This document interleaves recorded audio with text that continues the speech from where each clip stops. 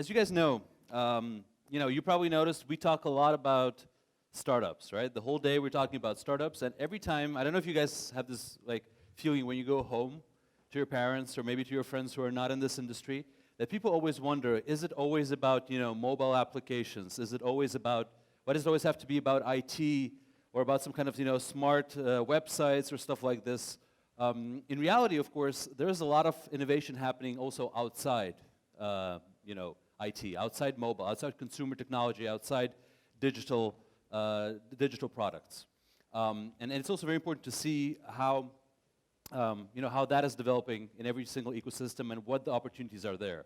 Of course, digital is a very, very big move. It's a very famous expression used in Silicon Valley after one of the most famous investors there coined it, that software is eating the world, right? But in reality, there's a lot of fundamental technological progress happening also outside. So just to make sure we don't forget that, we're very grateful today also to one of our partners, MC Egypt, for helping us connect with entrepreneurs who are not necessarily in this digital domain.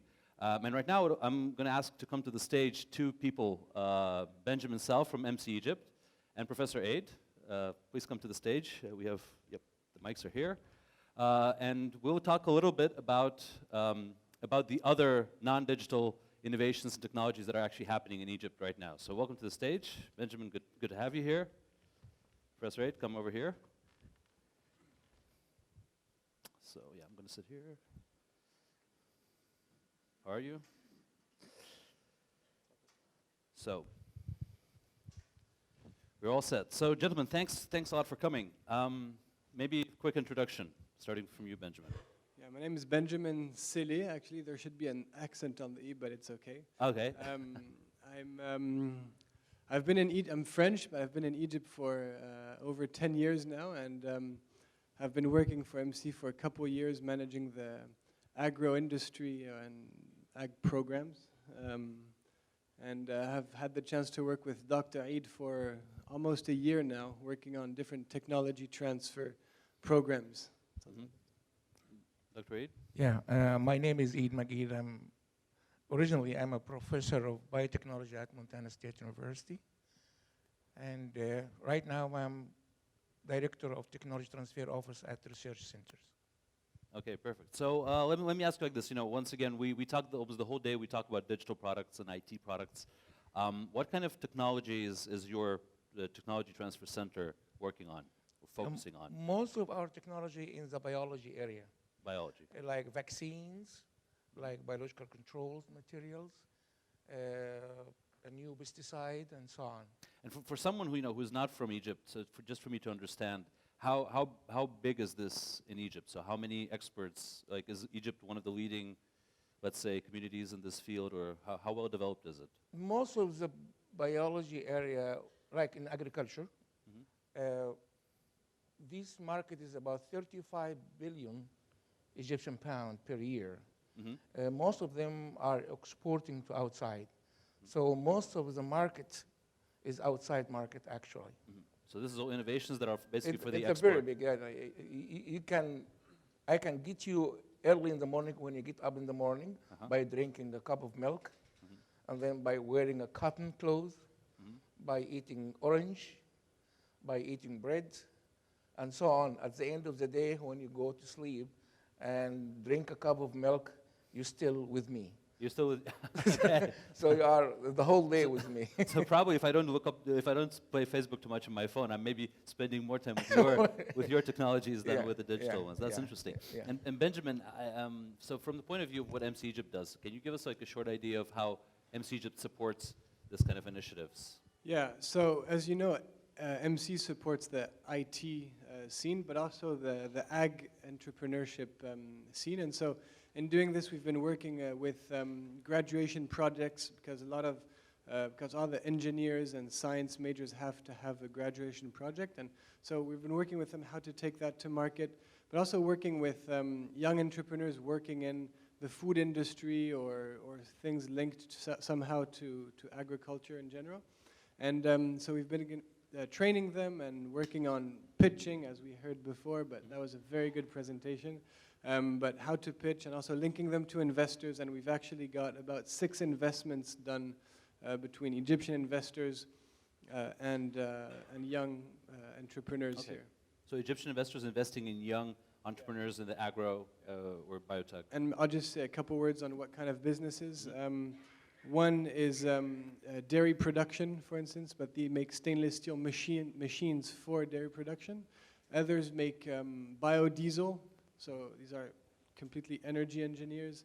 And others are working on actually producing food without any soil, so aquaponics, linking fish, and so very diverse spectrum of Very investment. interesting. So, if we compare this to, basically, I know the IT industry very well. I've, been an entrepreneur, investor myself in this field. But if we compare the problems, that IT entrepreneurs face to the problems that potentially young biotechnology or agricultural entrepreneurs face, technology entrepreneurs, I should say, face, what are the similarities? So let's, for instance, look at funding. How does funding work? Imagine there is a young Egyptian founder who has, is working on an innovation in the field of, dairy production, for instance. What are the ways for them to product develop that product and to get finance, for instance? Yeah, let me tell you that there is a lot of governmental programs right now support young entrepreneurs to get into the market or to have his own business. The problem with biotechnology and biology is the cost of production facilities. Maybe in IT, all what you need a computer and printer and so on. Cost is lower. But yeah. in a biology, you need a production line, which it is very, very expensive to do that. So we try to offer, besides the technology, a production facility. He can rent it or toll manufacturing for numbers of years, so we can help the young entrepreneurs to get into the market without selling or without buying the production line. There's a lot of government organization offering that. Also, there's a lot of private NGOs which they offer the same things. The only thing we can do is we offer the technology and we offer the facility, and because we are a government identity, so we can have money from the other government and helping the entrepreneur to do that. Because the entrepreneur, the problem is he doesn't have a company. He doesn't have an identity where they can apply for this fund. So we can apply on his behalf and then helping him doing this job. And can you, Dr. Wade, can you give me any idea on the numbers of people that go through your programs, or numbers of projects? Right now with MC, we have about 15 people. We have 15 technology, and we're looking for an entrepreneur to get into the program right now. Okay. And all of them in the same area. All in the same area. But in the TICO, you have many more. In the STDF, like there's numerous governmental programs that function more like competitions. So the way the government funds is they announce a competition or they announce funding, and then teams compete for the funding. And so that's one of the ways they fund. What is the ballpark figure on the amount of funding available in Egypt from the government? Like, how much is invested more or less every year? You should know that, I guess, no? Last year, we have about 50 million Egyptian pounds available. 50 million Egyptian pound available for entrepreneur to do that. Actually, what we spent about 30% of that. Okay. And we have to return back the other money to the government. Not enough projects? Not enough applications? Not enough project, not enough application, not enough young people to apply for these programs. Interesting. So we ask the people to apply, and that's why we got into the arena where we got the fund ourselves and give it to the entrepreneur. Right. Because the last year, we have been asked the entrepreneur to come up with a company before he can apply for the fund. Okay. That's why. Interesting. Okay. And if we talk about the kind, you already told me, my day from the morning cup of milk to the evening cup of milk. What kind of can you maybe give us an example of a couple of innovations that are being worked on in Egypt in terms of biotechnology? We have one technology, a young scientist. She's a vet industry. This scientist, she came up with a new avian flu vaccines, which to attack the bird flu. And we sent her to China, where she trained there, and then she came over, and right now we're working with her to set up her own company to produce this vaccine. And as I told you before, she needs a lot of equipment to do that. So we give her our facility in some part of Cairo where she can use this facility for up to 5 years to produce her vaccine, and then only she can do some effort in marketing this vaccine. Right. That's other one. Other one, she working with the spread cheese, where she came up with a new cheese for young people up to 12 years old. Oh, for children, basically. Yeah, Okay. they give this kind of energy and vitamins and so on. And right now, we're working with her with another company where they would like to buy this technology to do that. Okay. And also, we have another technology in the area of biological control, where right now, when we export our product to Europe, they put a lot of restrictions on the disease, which should not be in the product. So, and also we should not use a pesticide. So they're looking for some kind of biological control to this disease to be able to export their material to Europe. And we came up with about 5, 6 of these products, which right now in the processing. Very interesting. So next time, guys, when your parents are asking you, like, oh, startups, like, well, why are you doing stuff for, like, mobile phones or whatever, you can also say, listen, startups are also about, new kind of cheese, vaccines. No, that's also startups. One thing That's is also business. the market for these products are in 4,200 village. So we have a very broad market, but outside of Cairo. Right. Maybe your office in Cairo, but your market is outside of Cairo. Exactly. So. Interesting. Yeah, maybe I could add, you were talking about the similarities and differences to the IT stuff, and Dr. Eid mentioned the price for the prototype, but also I would also say the size of investments as well are very different, and also the investors are different because the entrepreneurs are different. Like we're facing, or we're trying to overcome, like these researchers are older and they're real researchers. They're not business people, and so to bridge the gap to businesses is a big step that Dr. Eid is trying to accomplish. And also the markets are often not digital markets. They're markets in villages and farms and things like this because they work in the agri sector. It's a very different thing. So, so Benjamin, from the point of view of MC, like how does your collaboration look like? You guys provide best practices that are used, elsewhere in the world for Egypt to kind of set up its own technology transfer scheme. Like, how's your involvement look like? Yeah, it's. I mean, Dr. Eid obviously is very proficient in his area. But what we're trying to do is we've been looking at the legal framework. We're working with some lawyers as well and things like that. But also, like trying to link directly between industry players and these innovations, and through individual appointments or through the Ministry of Industry. We're trying different routes to see which one would work best, and also to link some of these researchers with entrepreneurs. Like we're going to do this sort of startup weekend sort of format where, instead of having the prototype by the end of the startup weekend, the researcher pitches the idea on the first day, and then they have 54 hours to actually come up with a business model to fit this innovation.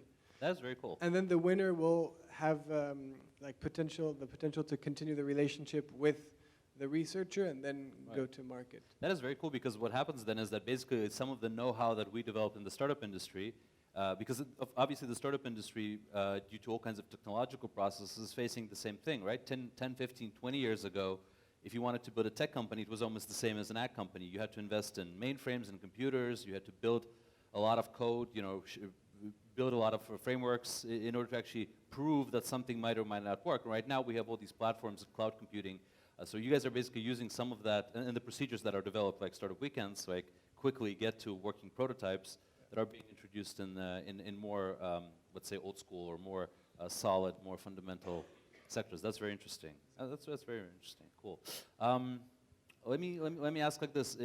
So apart from biotechnology, are there other fields where Egypt is competitive? Like, are there any other, like, you mentioned something about medical. So apart from purely biotechnological, are there any medical maybe innovations in Egypt, or? Yeah, I think there is a lot of small niche in other area. One example is medicinal plant. Medicinal plant you know, Egypt is very famous with its medicinal plant area in Sinai and so on and so on. So there's a lot of technology related to extraction of this material and whatever exported, the extract or develop more active ingredient for specific disease. That's another area. Okay. The other area also in the machinery, agriculture machinery, because we do have a lot of modification, because Egypt, you know, is a small size area where each farmer has only 1 or 2 faddan, and this is about 4 or 3 or 4 acres of land. So you cannot use the big ag machine, so you have to have a small machine. We have a lot of small machines like that, which being developed and also it being contracted to a small business to to commercialize that. Also, we have in the area of crops itself, because Egypt, you know, we are growing our land for the whole year, not only one season. We have 3 seasons of growth, and that's a lot of work in this area. So I think we have a lot of a long list of technology which can fit with everybody. And we are targeting the young people in the village, because that's where we can stop the immigration to Cairo. So if we can give the young people a business in his village, so he can stay there and work there and generate income there, not immigrate to Cairo and so on. So we help them a lot to be in his area, not to come and to grow local communities, to grow there and increase opportunities locally. Interesting. Yeah. Maybe one last question to both of you. Feel free also to answer differently. Obviously, if you know, when we develop tech communities like this, you know, IT tech, scalable technology, digital technology communities, we focus, like we always work with like wish lists. What are the things that we would like to see in a community? Usually when a community develops from almost nothing, there's a certain image, certain idea of how it should look like and how it, you know, how it should be.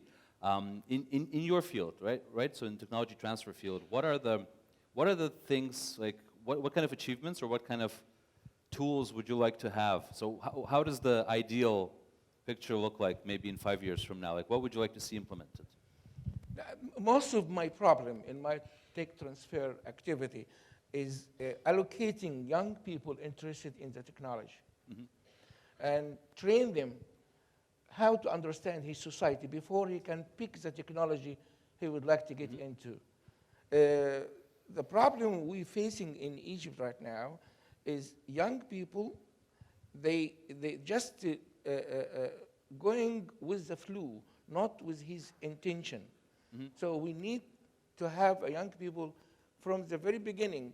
He's looking for a specific technology, not this technology one of his friends he got into and he create a lot of income to do that, so we would like to do the same. No, we need to train people to follow his intention to pick his technology. That's number one. It's very difficult. Number two, also we need more organization to cover these young people with credit. So most of the young people, they're afraid to get any kind of loan because they're afraid he doesn't have a credit to cover this loan. Right. So we need to create an organization which help or stewardship these young people so he can give them confidence to get in this area. So basically you need to make technology sexy. Yeah. And you need also financing opportunities for that as well. Yes. It's actually very similar. This is in the United States. If you look at Silicon Valley, this is also one of the topics that everyone is talking about. How do we make STEM, so science, technology, engineering, math? How do we make that something sexy? How do we make sure that people don't all massively go study marketing or languages or I don't know, whatever? Yeah, I would say that the fact that we're here already having this conversation, I mean, it means that this ecosystem has gone a while, that we're not only IT focused or tech focused. So that's already an accomplishment, and I think that, like for me, in 5 years, if we could have, it would be more around the legal framework of how technologies could be transferred actually easily, and how to actually incentivize the researcher to take his innovations to market. Because at this point, I don't think that the legal framework is enhancing the taking these innovations to market. Outdated. It's probably outdated. Okay, very good. Well, gentlemen, thank you very much for coming. Thank you very much for sharing ideas that are not directly related, to the kind of technologies that we're used to the kind of innovations. Very happy to see that in Egypt there are also a lot of other and pretty mature, so it seems, opportunities for young entrepreneurs and engineers. So thank you very much for this. Thank you, MC Egypt, for doing this work here. Thank you. Applause, please. Thank you, Dr.